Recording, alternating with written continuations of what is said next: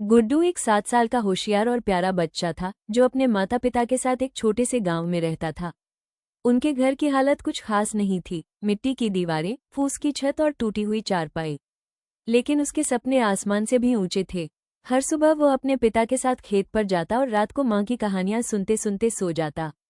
उसकी माँ अक्सर कहती, जो मेहनत करता है भगवान उसका साथ देते हैं। गुड्डू को किताबें पढ़ना बहुत पसंद था, लेकिन उसके पास खुद की एक भी किताब नहीं थी। वो गांव के स्कूल की पुरानी लाइब्रेरी से किताबें उधार लेता और उन्हें कई बार पढ़ता।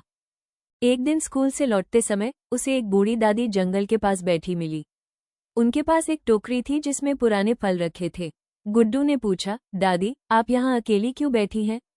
दादी मुस्कुराई और बोली, मैं किसी सच्चे दिल वाले बच्चे की राह दिख रही हूँ जो बिना स्वार्थ के मेरी मदद करे। गुड्डू ने बिना कुछ सोचे उनके फल उठाए और उन्हें उनके झोपड़े तक छोड़ाया। दादी ने जाते जाते एक रहस्यमयी बात कही, गुड्डू जब अगली बार चांदनी रात हो और तुम जंगल की सबसे बड़ी नीम के पेड़ के नीचे जाओ तो तुम्हें कुछ मिलेगा। जादुई। कुछ ही दिनों बाद पूनम की रात आई। गुड्डू चुपचाप घर से निकला और जंगल की तरफ चला गया। नीम का पेड़ बहुत बड़ा और डरावना लग रहा था, लेकिन गुड्डू ने हिम्मत नहीं हारी। जैसे ही वो पेड़ के नीचे पहुंचा, धरती हिलने लगी और एक चमकदार दरवाजा जमीन से ऊपर उठा। दरवाजे पर लिखा था, सच्चे दिल वालों के लिए प्रवेश है। गुड्डू ने हिम्मत कर दरवाजा खोला और अंदर चला गया। अंदर पहुंचते ही गुड्डू की आंखें चौंधिया गईं। वहां सब कुछ चमचमाता हुआ था। पेड़ बोलते थे, पत्थर गाना गाते थे और हवा में तितलियां नाचती थीं। एक छोटी परी आई और बोली, तुमने किसी की बिना स्वार्थ मदद की थी, इसलिए तुम इस गांव के मेहमान हो। वहां उसे एक जादुई किताब, एक बोलता हुआ पेन और एक ज्ञान का पेड़ मिला। परी ने बताया, ये सब तुम्हारी मेहनत, ईमानदारी और दया का इनाम है।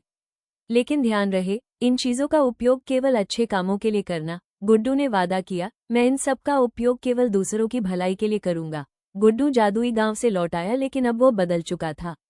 उसके पास वो जादुई किताब थी जो हर सवाल का जवाब देती थी।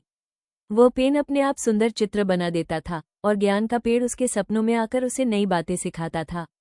अब गुड्डू अपने गांव के बच्चों को पढ़ाने लगा। वो खुद किताबें बनाता, वीडियो बनाता और दूसरों को भी सिखाता। गांव के लोग हैरान थे, एक गरीब बच्चा अब पूरे गांव का ज्ञानगुरु बन गया था। एक दिन गांव में बाढ़ आ गई। स्कूल, घर और खेत सब डूब गए। लोग डर के मारे रोने लगे। तब गुड्डू ने अपने जादुई साधनों से सबकी मदद की। उसने पेन से एक नक्शा बनाया जिससे लोग ऊंची जगह पहुंच सके। जादुई किताब से उसने बाढ़ से बचने के तरीके जाने। ज्ञान के पेड़ ने उसे बताया कि किस दिशा में सुरक्षित जमीन है। गुड्डू ने बिना थके 3 दिन और 3 रात लोगों की मदद की। आखिरकार सब सुरक्षित हो गए। जब सब कुछ सामान्य हुआ तो गांव वालों ने गुड्डू को गांव का हीरा कहकर सम्मानित किया। उस रात फिर से वही परी आई और बोली, गुड्डू तुम्हारी परीक्षा पूरी हुई। अब तुम इस जादुई शक्ति के असली हकदार हो। ये हमेशा तुम्हारे साथ रहेगी। गुड्डू मुस्कुराया और बोला, मुझे बस लोगों की मुस्कान चाहिए।